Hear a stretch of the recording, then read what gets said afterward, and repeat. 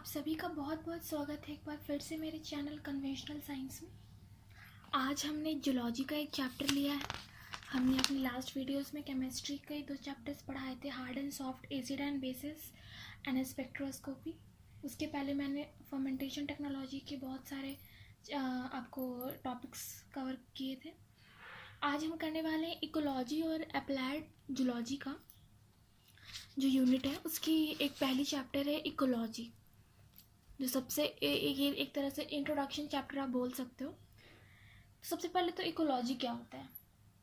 तो जो भी हमारा अर्थ है उसमें बहुत तरह ऑफ वेराइटीज़ ऑफ एनिमल्स और प्लांट्स स्पीसीज है, और जिस तरह से इवोल्यूशन होती गई उस तरह से एडेप्टेबिलिटी के हिसाब से और न्यूट्रिशन के हिसाब से, बहुत सारी इन्वायरमेंटल कंडीशंस के हिसाब से, बहुत सारी जेनेटिकल वेरिएशन के हिसाब से क्या हुआ, वैरायटीज़ बढ़ती गई एनिमल और प्लांट्स की, और बहुत ज़्यादा वो उनकी नंबर इंक्रीज़ होती गई। तो लगभग currently 8.74 million species of plants और स्पीसीज़ ऑल टुगेदर है हमारे अर्थ पे, जिसमें से 6.5 मिलियन स्पीसीज़ जो हैं वो लैंड पे हैं और 2.2 मिलियन स्पीसीज़ जो हैं वो ओशियन में हैं।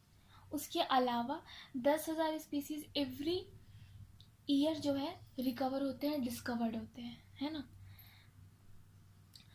तो और हर स्पीसीज़ का एक अपना खुद का फिजिकल और बायोटिक इन्वायरमेंट होता है। क्या होता है, मतलब वो कोई भी स्पीसीज़ है, पार्टिकुलर स्पीसीज़, उसके आसपास रहने वाले कौन से स्पीसीज़ हैं, उसके बाद से कैसा, जिस जहाँ पे वे रहते हैं उसकी कंडीशन कैसी है उस जगह की, वहाँ का टेम्परेचर कैसा है, कोल्ड है, हॉट है या फिर ड्राई है, मॉइस्चर है, ह्यूमिडिटी है वहाँ पे ज़्यादा, या फिर उसका रेनफॉल का क्या है एनुअली। तो ये सब देखते हुए कोई भी ऑर्गेनिज्म रहता है उसके हिसाब से ही। जैसे कि अगर हम डिज़र्ट का देखें तो वहाँ पे ज़्यादा पर कैक्टस पाए जाते हैं। क्यों? क्योंकि कैक्टस को जो वाटर की यूटिलिटी चाहिए होती है, रिक्वायरमेंट होती है, वो कम होती है। जबकि हम बाकी जो टेरेस्ट्रियल प्लांट्स को देखते हैं वो उसमें देखते हैं कि हर तरह के प्लांट्स होते हैं कैक्टस के अलावा, लेकिन वहाँ पे जनरली कैक्टस ही पाया जाता है। क्यों? क्योंकि डिज़र्ट में पानी की क्वांटिटी और जो एबिलिटी, वो पानी की जो वहाँ पे मिलती ही नहीं है पानी, वहाँ पे जो पानी की अवेलेबिलिटी होती है वो बहुत कम होती है, जिसकी वजह से क्या होता है कि प्लांट्स को पूरी तरह से पानी नहीं मिल पाएगा तो वो ग्रो नहीं करेंगे। इसलिए वहाँ पे वैसे प्लांट्स होते हैं जिनको पानी की रिक्वायरमेंट कम है, जैसे कि कैक्टस। तो ये सब जो इन्वायरमेंट है और उसके आसपास कौन से स्पीसीज रह रहे हैं, ये सब बहुत इफ़ेक्ट करता है किसी भी ऑर्गेनिज्म के लाइफ साइकिल को, किसी भी ऑर्गेनिज्म के उसके कंडीशन को, उसके लिविंग कंडीशन को। तो ये है, और इसी चीज़ की जो जो इंटर रिलेशनशिप है किसी भी ऑर्गेनिज्म का उसके इन्वायरमेंट से, वो या फिर एबायोटिक इन्वायरमेंट हो। एबायोटिक मतलब कि फिजिकल इन्वायरमेंट, जैसे कि टेम्परेचर हो गया, आपको रेनफॉल हो गया, तो ये सब आपका एबायोटिक कंपोनेंट में आया। और बायोटिक में आ गया कि दूसरे कोई स्पीसीज, जैसे कि कोई एनिमल है तो उसके आसपास किस तरह के प्लांट्स है, तो वो हर्बीवोरस होगा या फिर किस तरह के स्पीसीज हैं।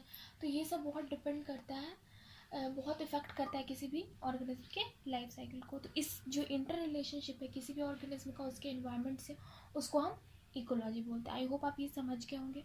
उसके बाद जो टर्म है इकोलॉजी को, वो पहली बार इसको प्रपोज किया था रीटन ने इन द ईयर 1968 इन ओकिलॉजी। ओकिलॉजी करके उनका एक, उन्होंने इस स्टडी, जो भी हम स्टडी कर रहे हैं इंटर रिलेशनशिप को, जो इंटर रिलेशनशिप देख रहे हैं हम, उसको उन्होंने एक ब्रांच ऑफ साइंस उन्होंने नाम रखा उसको इकोलॉजी। उसमें उन्होंने टर्म दिया इकोलॉजी का। जो इकोलॉजी है वो ग्रीक वर्ड है जो कि आया है, जो इकोलॉजी है वो ग्रीक वर्ड है इकोलॉजी से। इसका मतलब क्या होता है, इकोलॉस मतलब होता है हाउस, और लोगोस मतलब होता है study of. Study of house मतलब study of living environment of any organism. तो ये चीज़ आप समझ गए। उसके बाद से अलग अलग साइंटिस्ट ने अलग अलग डिफिनेशंस दी। हाँ, अर्नेस्ट हैकल जो थे उन्होंने यहाँ पे 1989 लिखा है, बट एक्चुअली यहाँ पर 1869 होगा, है ना। तो इस चीज़ को आप चेक कर लीजिएगा।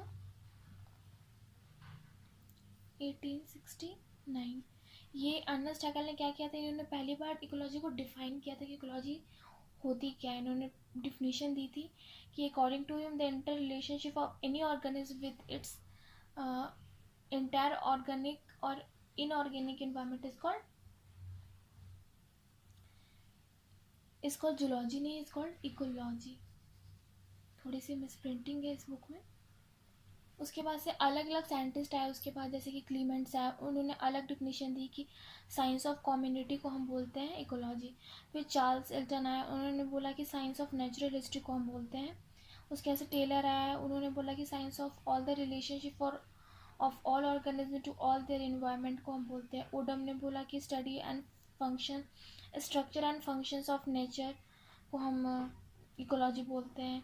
मिश्रा आए, उन्होंने बोला कि study of interaction of form and functions and factors in ecology को हम, जो भी फंक्शन फैक्टर्स इंटरेक्शंस हो रहे हैं इन सब को हम इकोलॉजी बोलते हैं। मतलब लगभग सबकी मीनिंग एक तरह से एक ही हुई। उसके बाद से जैसे जैसे होता गया, मॉडर्न एरा आता गया, अलग अलग साइंटिस्ट ने अलग अलग डिफिनीशंस दी उस कंडीशन के हिसाब से। लेकिन जो बेसिक डिफिनीशन है, सब डिफिनीशन जो है वो उस बेसिक डिफिनीशन से ही डेराइव हुए हैं कि जो भी इंटर रिलेशनशिप होती है किसी भी ऑर्गेनिज्म का, उसके एबायोटिक का या फिर बायोटिक एनवायरनमेंट्स, उसको हम इकोलॉजी बोलते हैं।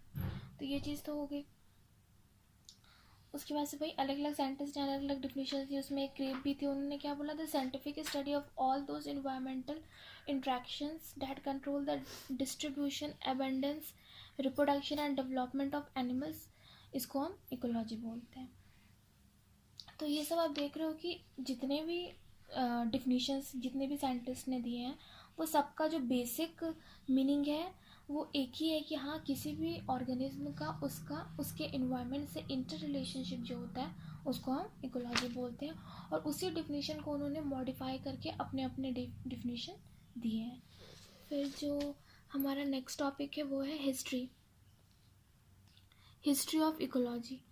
तो हिस्ट्री में तो आप जानते हो कि हिस्ट्री में वही है कि सबसे पहले इसको कितने डिस्कवर किया, उसके बाद से कैसे इसकी डिस्कवरी हुई, कौन कौन साइंटिस्ट इसमें इन्वॉल्व थे, तो उनके नाम होंगे और इसमें कुछ डेट्स भी होंगे, ये सब याद करने पड़ते हैं। बट हमें कुछ बेसिक्स और इम्पॉर्टेंट डेट्स और जो साइंटिस्ट हैं उनके नाम ही याद करने हैं। जैसे कि यहाँ पे पीछे दिया हुआ था रीटर ने इकोलॉजी टर्म को क्वाइन किया था, इसलिए उनका हम नाम याद रखेंगे, उनकी डेट याद रखेंगे 1868। फिर अर्नेस्ट हैकेल, इन्होंने इकोलॉजी को डिफाइन किया था, इनकी डेट थी 1869, तो इनका नाम और इनकी डेट याद रखेंगे हम। उसके बाद आता है हिस्ट्री में, तो अलग अलग बहुत सारे साइंटिस्ट का कंट्रीब्यूशन था इकोलॉजी में। सबसे पहले तो जो मेडिसिनल साइंस के जो हमारे फादर है, जो चरक जिनको हम बोलते हैं, उनके साथ बहुत सारे ग्रीक फिलोसफर्स, उन्होंने मिलकर अपने राइटिंग्स के थ्रू बहुत सिग्निफिकेंट कंट्रीब्यूशन दिया था इकोलॉजी को। फिर उसके बाद से जैसे कि आप देख रहे हो कि रीटर ने 1868 में इकोलॉजी को डिफाइन किया, अर्नेस्ट हैकेल ने 1869 में डिफिनीशन दी, ठीक है। लेकिन ऐसा थोड़ी ना कि उन्होंने ही दी, उसके पहले भी तो प्रोसेस चल ही रहा था। हाँ, इकोलॉजी टर्म नहीं आया था, लेकिन इंटर रिलेशनशिप जो होती है ये चीज़ तो पता कर लिया था साइंटिस्ट ने। तो जो हिलियर है 1859 में इन्होंने क्या किया था, इस इंटर रिलेशनशिप को उन्होंने इथोलॉजी का नाम दिया था। उसके बाद से मीवार्ट आया, मीवार्ट ने इसको हेक्सोकोलॉजी का नाम दिया इस रिलेशनशिप को। उसके बाद फिर रीटर आए 1868 में, उन्होंने फिर ओकियोलॉजी वर्ड का इंट्रोड्यूस किया for the study of ecology. मतलब वो पहले थे जिन्होंने इकोलॉजी टर्म को डिफाइन किया इन ओकियोलॉजी, जो कि एक ग्रीक वर्ड है जिसका मतलब होता है हाउस फॉर लिविंग, और इस ग्रीक वर्ड से ही हमारा इकोलॉजी डराइव हुआ है। उसके बाद से उसके फिर एक साल बाद मतलब 1868 में रीटर ने इंट्रोड्यूस किया था इकोलॉजी को। उसके बाद से अर्नेस्ट हैकेल ने 1869 में डिफिनीशन दी, जो हम देख चुके हैं कि किसी भी ऑर्गेनिज्म का उसके फिजिकल, एबायोटिक या बायोटिक एनवायरनमेंट से जो भी इंटर रिलेशनशिप होता है उसको हम बोलते हैं इकोलॉजी, उसके स्टडी को। तो ये हो गया। उसके बाद से माल्थस एक थे, उन्होंने 1798 में, और उसके बाद से डार्विन और वेलेस 1859 में, और ये जो हैंसन थे उन्होंने प्लैंक्टन्स पे स्टडी की। तो ये सब की स्टडी जो है मतलब उसी दौरान हुई, उसी एरा में हुई, और सब इन्होंने मिलकर बहुत कंट्रीब्यूशन दिया इकोलॉजी पे, ताकि इकोलॉजी, इसलिए हम आज देख रहे हैं कि इकोलॉजी में इतनी सारी आज चीज़ें हमें मिलने को, पढ़ने को मिल रही, इतनी सारी चीज़ें, उन्होंने बहुत सारी चीज़ों पे डिस्कस किया, तो इसलिए हमारे पास आज वाइड वैरायटी ऑफ चीज़ें हैं पढ़ने के लिए, बहुत सारी नॉलेज हमें मिलती है। तो ये सब उनका ही कंट्रीब्यूशन किया हुआ है। फिर एक ट्रांसले थे, उन्होंने इकोसिस्टम वर्ड को प्रपोज किया। इसका मतलब होता है कि द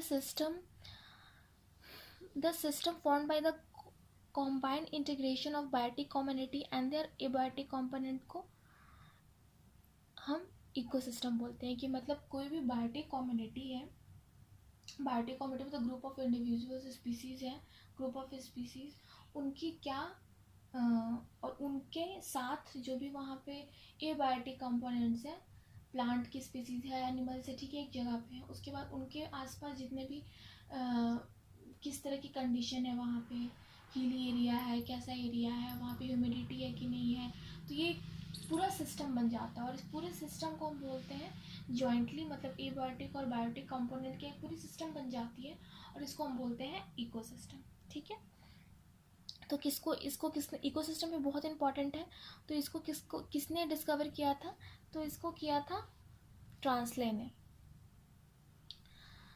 कि कब? तो 1905 में। तो आपको अभी तक 3 इंपॉर्टेंट डेट्स और साइंटिस्ट के नाम याद करने, कौन कौन से। सबसे पहले रीटन ने 1868 में इकोलॉजी दिया था, जो कि ग्रीक वर्ड से डिराइव होता है, जिसका कौन सा ग्रीक वर्ड था? वो इकोलॉजी, ऑक्यूलॉजी। ऑक्यूलॉजी का मतलब, ऑक्यू का मतलब हाउस होता है, और लॉजी का मतलब, लोगों का मतलब फॉर लिविंग होता है। ठीक है, उसके बाद से दूसरा था जो अर्नेस्ट हैकेल 1869 में, उन्होंने इकोलॉजी को डिफाइन किया। ठीक, उसके बाद से फिर हमारा तीसरा इंपॉर्टेंट है एजी ट्रांसले, उन्होंने 1905 में इकोसिस्टम वर्ड का को प्रपोज किया। उसके बाद से एक और यहाँ पे इंपॉर्टेंट है, the father of Indian medicinal science, किसको बोलते हैं? तो इनका आप नाम याद कर सकते हो, चरक को बोलते हैं। ठीक, उसके बाद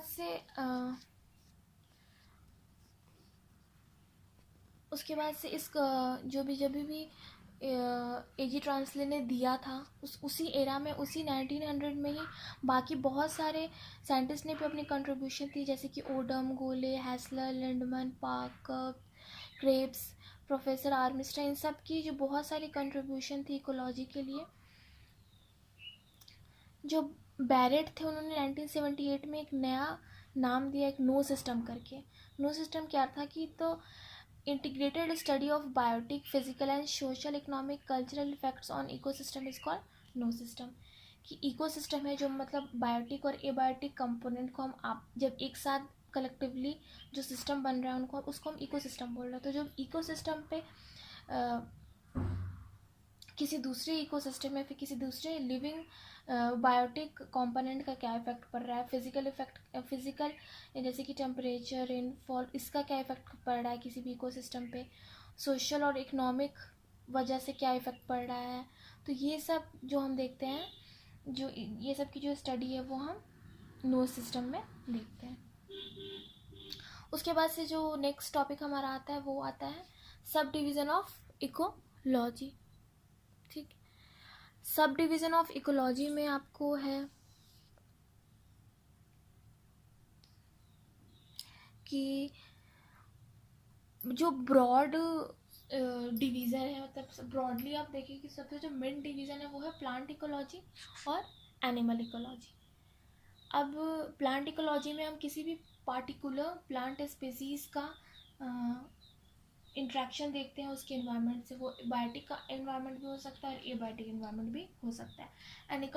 एनिमल इकोलॉजी में सिमिलर हम किसी भी एनिमल का, ग्रुप ऑफ एनिमल्स का इंटर रिलेशनशिप देखते हैं उनके इन्वायरमेंट से। पर क्योंकि जैसे कि एक प्लांट ही आप देख रहे हो, तो प्लांट की अलग स्पीसीज़ होती है, एनिमल्स में देख रहे होते हैं, एनिमल्स की अलग अलग स्पीसीज होती है, अलग अलग ब्रीड्स होती है, और जो भी एक स्पीसीज को भी आप देखें तो कोई भी स्पीसीज के दो इंडिविजुअल भी आपस में सेम नहीं होते हैं। तो ये जो अलग अलग एडेप्टेबिलिटी और एवोल्यूशन के हिसाब से जो अलग अलग स्पीसीज बनती जा रही है, अलग अलग इंडिविजुअल्स बनते जा रहे हैं, तो ये इसकी वजह से बहुत सारे और जैसे जैसे मॉडिफाई होता गया हमारा, तो बहुत सारे साइंटिस्ट ने इकोलॉजी की सब डिविजन्स कर दी, जबकि ब्रॉड डिवीज़न तो एनिमल और प्लांट इकोलॉजी है। बट फिर जिस तरह से एवोल्यूशन होता गया है, मॉडर्न एरा आता गया, तो मॉडिफिकेशन होती गई, इन्वायरमेंट चेंज होती गई, तो उसकी वजह से बहुत सारे डिफरेंसेस आए वेराइटीज़ में, बहुत सारे नंबर ऑफ वेराइटीज़ प्लांट्स और एनिमल्स के ग्रो हुए, प्रोड्यूस हुए। तो उसके हिसाब से एक इंडिविजुअल ऑर्गेनिज्म या ग्रुप ऑफ ऑर्गेनिज्म को देखते हुए बहुत सारे साइंटिस्ट ने इकोलॉजी के बहुत सारे सब डिविजन्स किए, जिसमें से जो पहला है वो है ऑर्टिकोलॉजी। ऑर्टिकोलॉजी जब हम किसी सिंगल इंडिविजुअल का, चाहे वो प्लांट स्पीसीज का हो या फिर वो किसी एनिमल ग्रुप का हो, किसी भी सिंगल ऑर्गेनिज्म को का जब हम इंटर रिलेशनशिप देखते हैं उसके इन्वायरमेंट से, तो उसको हम बोलते हैं ऑर्टिकोलॉजी। और साइनिकोलॉजी जैसे उसका अपोजिट है कि जब हम ग्रुप ऑफ इंडिविजुअल का, ग्रुप ऑफ ऑर्गेनिज्म का हम इंटर रिलेशनशिप देखते हैं उसके इन्वायरमेंट से, तो उसको हम बोलते हैं साइनिकोलॉजी। ठीक है, फिर आता है आपको हाँ, अब साइनिकोलॉजी में भी हम साइनिकोलॉजी को स्टडी करते हैं 3 फॉर्म्स में, एक्चुअली नहीं 4 फॉर्म्स में। कौन कौन से फॉर्म्स हैं? तो सबसे पहला जो फॉर्म्स है वो है पॉपुलेशन इकोलॉजी। तो सबसे पहले तो पॉपुलेशन क्या होता है? तो कोई भी एक पार्टिकुलर स्पीसीज का अगर बहुत सारे ऑर्गेनिज्म, बहुत सारे इंडिविजुअल्स एक जगह पे एक टाइम पे आते हैं, रहते हैं, तो उसको, उन ग्रुप ऑफ इंडिविजुअल्स को हम बोलते हैं पॉपुलेशन।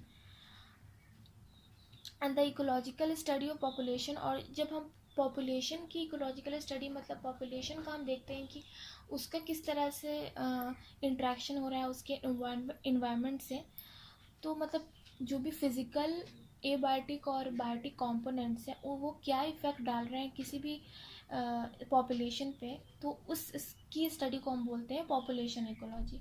फिर आती है कम्युनिटी इकोलॉजी। कम्युनिटी इकोलॉजी में the group of various plants and animals living in the same environment under the natural condition forms a community.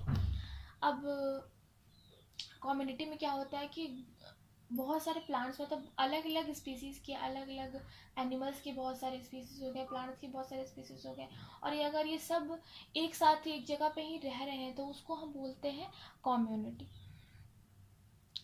अब ये कम्युनिटी का क्या इंटर रिलेशनशिप होता है उसके इन्वायरमेंट से, कैसे उसका इन्वायरमेंट एक कम्युनिटी को कैसे इफ़ेक्ट करता है, तो इसकी स्टडी हम कैसे करते हैं, कम्युनिटी इकोलॉजी के अंडर करते हैं। फिर बायोम इकोलॉजी, अगर हम बहुत सारे कम्युनिटीज़ को ज्वाइन करते हैं तो एक बायोम तैयार होता है, और फिर उस बायोम की जब स्टडी करते हैं तो हम उसको बोलते हैं बायोम इकोलॉजी।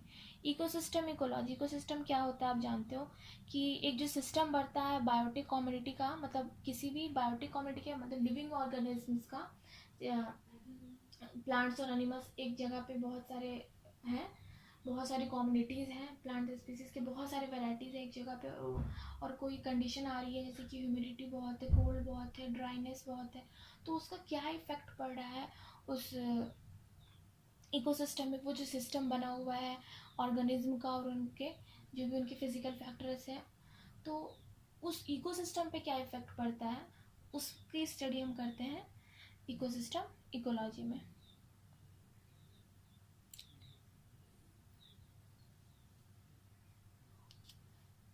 तो इकोसिस्टम तो खुद ही एक सिस्टम है जिसमें कि एक ऑर्गेनिज्म और उसकी, एक ऑर्गेनिज्म नहीं मतलब ग्रुप ऑफ कम्युनिटी जो है उसकी इफेक्ट को, उसकी जो उस पर जो इफेक्ट डालते हैं उस पर टेम्परेचर और रेनफॉल का, इसकी कंबाइंड जो सिस्टम तैयार होता है उसको हम इकोसिस्टम बोलते हैं। और जिस ब्रांच में हम इकोसिस्टम, जिस इकोलॉजी के पार्ट में हम इकोसिस्टम की स्टडी करते हैं हम उसको बोलते हैं इकोसिस्टम इकोलॉजी। तो आई होप आपको ये समझ में आ गया होगा। तो अब तक हमने 2 डिविजन्स देखे हैं ना, इंडिविजुअल और ग्रुप ऑफ इंडिविजुअल्स के बेसिस पे, ऑर्टिकोलॉजी और साइनिकोलॉजी। साइनिकोलॉजी में हमने 4 सब डिविजन्स देखे, कौन कौन से, population ecology, community ecology, biome ecology, ecosystem ecology और फिर ये 4 देखिए। अब हमारा जो तीसरा आता है सब डिवीज़न वो है हैबिटेट इकोलॉजी। सबसे पहले तो हैबिटेट क्या होता है, तो वैसा प्लेस जहाँ पे कोई भी ऑर्गेनिज्म रहता है, उसका घर, उसको हम बोलते हैं हैबिटेट। तो हैबिटेट पे close relationship the study of the effect of habitat on the organism, कि जहाँ पे वो रहता है, जहाँ जिस जगह में भी, उसका क्या इफेक्ट पड़ता है ऑर्गेनिज्म पे, इसको हम बोलते हैं, इसकी स्टडी को हम बोलते हैं हैबिटेट इकोलॉजी। जैसे कोई पेड़ पे रहता है, कोई ज़मीन पे रहता है, कोई पानी पे रहता है, तो उन सब की जो फिजियोलॉजिकल होगी, मतलब डाइजेशन की प्रोसेस होगी, या फिर जैसे कि उनकी बहुत सारे उनकी फिन्स होंगी, टेरेस्ट्रियल वाले को फिन्स नहीं होती है, तो जहाँ पे वो रहते हैं वो भी बहुत हद तक इफेक्ट पड़ता है ऑर्गेनिज्म को, कि हाँ उसकी फंक्शन, उसकी स्ट्रक्चर, उनके वर्क करने का तरीका, उनकी लाइफ साइकिल कैसी होगी, ये सब चीज़ पे बहुत इफेक्ट करता है हैबिटेट भी। तो ये भी एक बहुत इम्पॉर्टेंट टाइप ऑफ इकोलॉजी है। फिर जैसे कि बहुत सारे ऑर्गेनिज्म अलग अलग जगहों पे रहते हैं, तो उसके बेसिस पे जो हैबिटेट इकोलॉजी है, उनको सब डिवीज़न उसकी की गई। अब कौन कौन से है, तो टेरेस्ट्रियल इकोलॉजी, वैसे ऑर्गेनिज्म का जब हम रिलेशनशिप देखते हैं उनके हैबिटेट से, जो कि ज़मीन पे रहते हैं। फ्रेश वाटर, वैसे ऑर्गेनिज्म की स्टडी जो फ्रेश वाटर में रहते हैं। फिर उसी तरह मैरीन, स्टेरीन, डिजर्ट, है ना। फिर आता है आपको पैलियोकोलॉजी। It deals with the study of those organisms and their environment that were found lakhs of years back on Earth, but now they are extinct. उन ऑर्गेनिज्म की इंटर रिलेशनशिप देखता है जो बहुत लाखों साल पाए गए थे और अब तो वो एक्सटिंक्ट भी हो गए हैं। उसके बाद से इको जियोग्राफी, इसमें क्या होता है कि study of scattering, distribution of organism under various geographical distribution. Geographical distribution के हिसाब से एनिमल्स में किस तरह की चेंज आ रही है, वो हम देखते हैं जियोग्राफिकल इको जियोग्राफी में।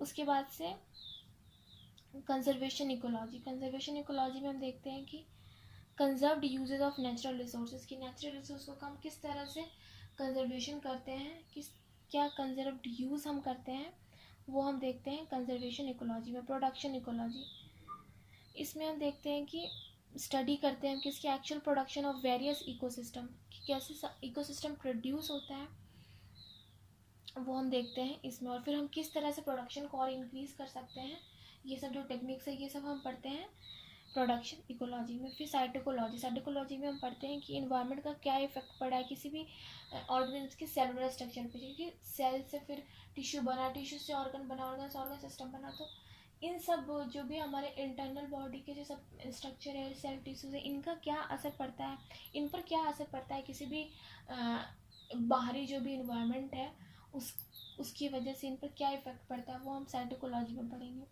फिर physioecology, it deals with the effects of environment factors on the physiological aspect of an organism. Physiological होता है कि वही कि आप डाइजेशन कैसे हो रही है, आपकी एक्सक्रीशन कैसे हो रही है, आपकी रेस्पायर कैसे कर रहे हो आप। तो ये सब जो भी फिजियोलॉजिकल हैबिट्स हैं, होती हैं किसी भी ऑर्गेनिज्म की, उन पे क्या इफ़ेक्ट करता है ये जो फिज़िकल एनवायरनमेंट है, उसकी स्टडी फिज़िकल एनवायरनमेंट या फिर एबायोटिक और बायोटिक कंपोनेंट, उस पर क्या इफ़ेक्ट पड़ता है, तो उसकी स्टडी को हम बोलते हैं, वो किस पार्ट ऑफ इकोलॉजी में आता है, तो फिजियोलॉजिकल इकोलॉजी में आता है।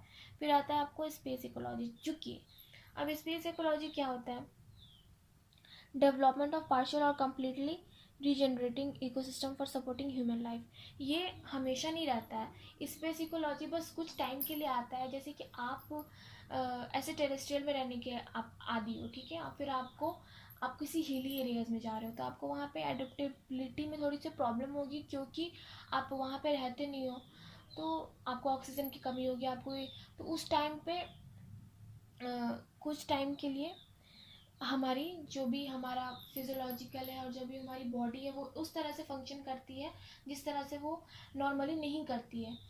वहाँ पे वो थोड़ा सा डिफरेंटली फंक्शन करती है ताकि हम वहाँ पे सरवाइव कर पाए। तो इस चीज़ की जो स्टडी होती है कि वो स्पेस इकोलॉजी की, मतलब जो भी एक नया इकोसिस्टम बन रहा है, क्योंकि एक हमें एक नई तरह की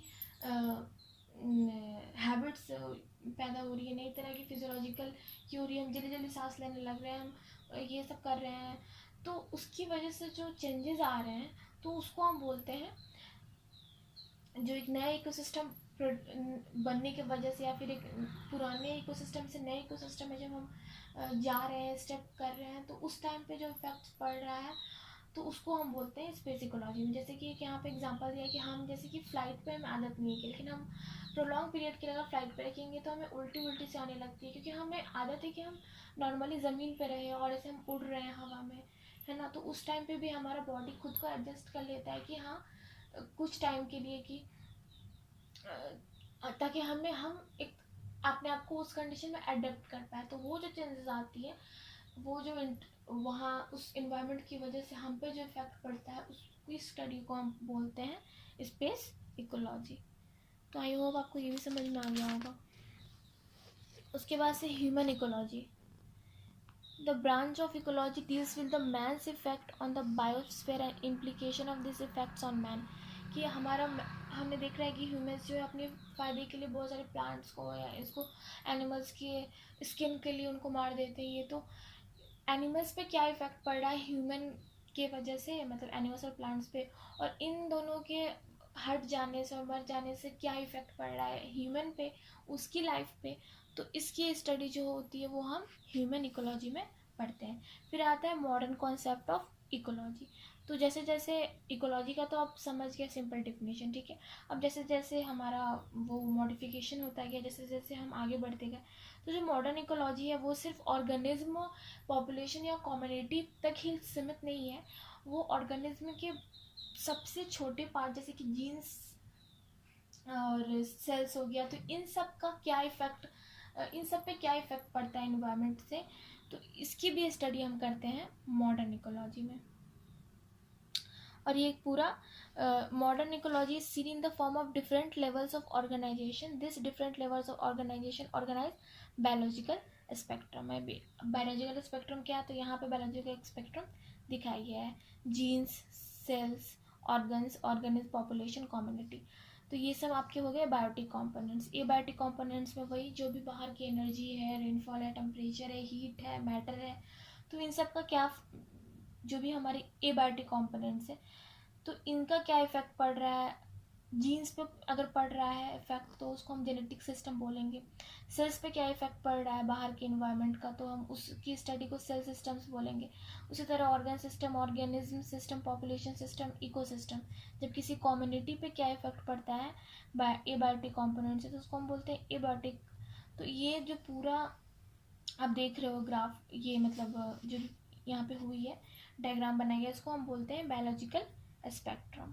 उसके बाद से इकोलॉजी में बहुत सारे टर्मिनोलॉजी, बहुत सारी चीज़ें, जैसे कि स्पीसीज़ क्या करते हैं कि वैसे ग्रुप ऑफ इंडिविजुअल जो आपस में इंटरब्रीडिंग कर सकते हैं, मतलब कि आपस में आपस में इंटरकोर्स कर सकते हैं, सेक्स कर सकते हैं और नए इंडिविजुअल्स को प्रोड्यूस कर देते हैं, तो वैसे स्पीसीज, वैसे ग्रुप ऑफ इंडिविजुअल्स को हम बोलते हैं स्पीसीज। पॉपुलेशन और कम्युनिटी क्या होती है, तो वैसे ग्रुप ऑफ स्पीसीज जो कि पार्टिकुलर टाइम पे पार्टिकुलर जगह पे रहते हैं उसको हम पॉपुलेशन बोलते हैं। और अगर हम बहुत सारे स्पीसीज का पॉपुलेशन देखते हैं, जब जॉइंटली बहुत सारे स्पीसीज के पॉपुलेशन को हम जॉइंटली कम्युनिटी कहते हैं, मतलब वहाँ पे प्लांट का भी स्पीसीज है, एनिमल भी है, ये भी है, तो हम उसको जॉइंटली एक कम्युनिटी बोलते हैं ना। उसके बाद से फैक्टर्स क्या होते हैं, तो एनी एक्सटर्नल फैक्टर, सब्सटेंस और condition that affect the organism. कोई भी एक्सटर्नल फोर्स, सब्सटेंस या फिर कोई भी कंडीशन जो कि इफेक्ट कर रहा है ऑर्गेनिज्म को, उसको हम फैक्टर बोलते हैं। जैसे कि टेम्परेचर इफेक्ट कर रहा है तो टेम्परेचर भी एक तरह का फैक्टर हुआ। कोई भी सब्सटेंस, कोई भी मैटर, कोई भी थिंग, कोई भी फोर्स अगर इफेक्ट करिए किसी ऑर्गेनिज्म को, वो सारी चीज़ को हम कलेक्टिवली फैक्टर्स में इंक्लूड करते हैं। फिर all the factors constitute the environment. सारे फैक्टर्स जो है मिलकर इन्वायरमेंट कंस्टिट्यूट करते हैं और वो एनवायरमेंट फिर इफेक्ट करता है हमारे ऑर्गेनिज्म को, जिसकी स्टडी हम इकोलॉजी में करते हैं। हैबिटेट क्या होता है मैं बता चुकी हूँ। कोई भी जो ड्वेलिंग प्लेस होता है किसी भी ऑर्गेनिज्म का जहाँ पे वो रहता है उसको हम बोलते हैं हैबिटेट। फिर आता है आपको दो टर्म्स जो कि थोड़े से न्यू है आपके लिए, वो है इकैट्स और इकोटाइप्स। वैसे ऑर्गेनिज्म का पॉपुलेशन जिनकी जेनेटिक पूल मतलब जिनका जीनोटाइप्स जो है, जो भी उनका जेनेटिकल स्ट्रक्चर है, अरेंजमेंट है जीन्स का, वो तो सेम है, लेकिन उनके फिर जो एक दो टर्म्स हैं आपको, इकोटाइप्स और इकैट्स और इकोटाइप्स, उसमें आप देख रहे हो कि इसमें लिखा हुआ है कि the population of organism of same genetic pool that exhibits variation in external structure, मतलब वैसे population of organism, वैसे ऑर्गेनिज्म का पॉपुलेशन जिसमें कि जिनकी जेनेटिक पूल मतलब जिनकी जेनेटिकल अरेंजमेंट, जीन्स की अरेंजमेंट और ये सब तो सेम है, जीनोटाइप्स उनकी सेम है, बट उनका जो फिनोटाइप्स है मतलब उनका जो एक्सटर्नल स्ट्रक्चर है वो वेरी कर रहा है। तो वैसे पॉपुलेशन ऑफ ऑर्गेनिज्म को हम बोलेंगे ईकैड। जबकि जब जेनेटिकल वेरिएशन हो किसी भी पॉपुलेशन ऑफ ऑर्गेनिज्म में, उनकी जीनोटाइप सेम ना हो, तो उस तरह को हम बोलेंगे इकोटाइप्स। मतलब आप सिंपली बोल सकते हो कि वैसे ऑर्गेनिज्म जिनका जेनेटिकल पुल जो है, जीनोटाइप सेम है, तो उस तरह के ऑर्गेनिज्म को हम बोलते हैं, उस तरह की पॉपुलेशन ऑफ ऑर्गेनिज्म को हम बोलते हैं ईकैट्स। और वैसे पॉपुलेशन ऑफ ऑर्गेनिज्म जिनमें जेनेटिकल वेरिएशन है, जिनको जीनोटाइप सेम नहीं है, तो वैसे पॉपुलेशन ऑफ ऑर्गेनिज्म को हम बोलते हैं इकोटाइप्स। ठीक है। और इन दोनों के बीच की एक कम्युनिटी होती है जो ना कि ईकैट्स में हम उनको डाल सकते हैं, ना हम उनको इकोटॉप्स में डाल सकते हैं। उनकी जो कैरेक्टरिस्टिक होती है वो दोनों से सिमिलर होती है, तो इसलिए हम उनको बोलते हैं उस तरह की कम्युनिटी को हम बोलते हैं इकोटोन। तो ये चीज़ आप समझ गए। फिर आता है आपको बायोम, बायोस्फीयर और बायोमास। तो अगर बहुत सारी कम्युनिटी जो है अगर एक साथ एक ही जगह पे एक ही क्लाइमेटिक कंडीशन पे रहती है, तो हम उस कलेक्टिवली हम उस चीज़ को बोलते हैं biome. This community exists in different stages of succession. The living organisms that are found on Earth and their physical environment form a vast ecosystem. Ecosystem क्या होता है आप समझ गए। कोई भी लिविंग ऑर्गेनिज्म में बहुत सारे और उनके साथ जितने भी फिजिकल फैक्टर्स हैं जो उनको इफेक्ट कर रहे हैं, उनकी जो सिस्टम तैयार होती है उसको हम बोलते हैं इकोसिस्टम। तो जितने भी लिविंग ऑर्गेनिज्म हैं, जितने भी प्लांट्स या फिर एनिमल्स जो इस अर्थ पे प्रेजेंट है, हम उन सबको कलेक्टिवली बायोस्फीयर में रखते हैं।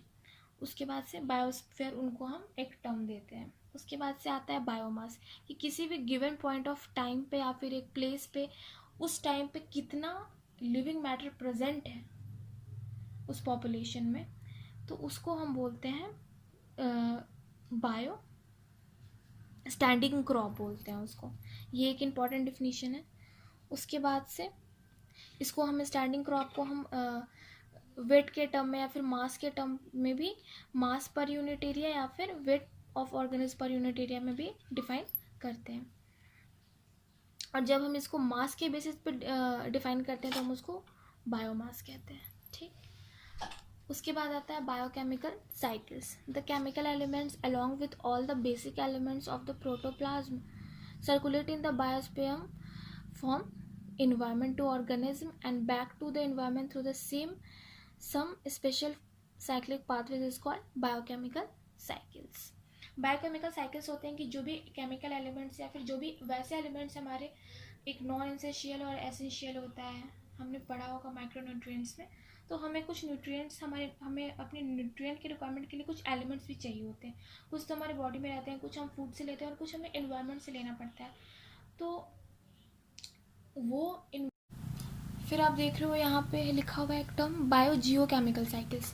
तो हमें जो है अपनी ग्रोथ के लिए बहुत सारे न्यूट्रिएंट्स की भी रिक्वायरमेंट होती है, तो हमें वो रिक्वायरमेंट मिलती है एलिमेंट्स के थ्रू। तो कुछ नॉन एसेंशियल एलिमेंट्स होते हैं, कुछ एलिमेंट जिनके बारे में हम पहले से जानते हैं कि एसेंशियल वैसे एलिमेंट्स जिनको हम एक्सटर्नल सोर्स के थ्रू लेते हैं, जैसे कि एनवायरनमेंट से लेंगे, प्लांट से लेंगे, बायोटिक और एबायोटिक फैक्टर्स के थ्रू लेते हैं, तो हम उनको बोलते हैं एसेंशियल एलिमेंट्स। और नॉन एसेंशियल जो हमारे बॉडी में ऑलरेडी खुद से प्रोड्यूस होते हैं। तो जो हम एनवायरनमेंट से लेते हैं जिन एलिमेंट्स को जो हमारे लिए बहुत एसेंशियल है, तो उनको हम ऑर्गेनिज्म लेता है, कोई भी ऑर्गेनिज्म एनवायरनमेंट से जो भी उसको रिक्वायरमेंट होती है एलिमेंट्स की वो लेता है, और फिर जब वो एक्सेस हो जाता है किसी भी ऑर्गेनिज्म में, मतलब उसकी अब उसको रिक्वायरमेंट नहीं है, तो फिर वो रिलीज़ भी कर देता है एनवायरनमेंट में।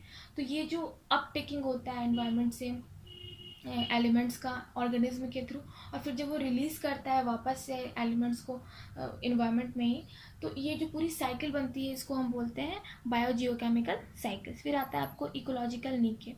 Such a place where or region in which the environmental factors provide facilities to an organism to live indefinitely is called ecological niche.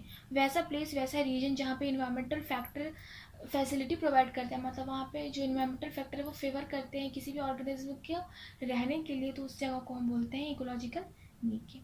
तो ये थी मेरी आज की वीडियो, जिसमें मैंने आपको इकोलॉजी जो है उसकी इंट्रोडक्शन करवाई, उसके बारे में काफ़ी कुछ बताया, उसकी टाइप्स बताए कि हम इकोलॉजी की ये बेसिक कॉन्सेप्ट थी।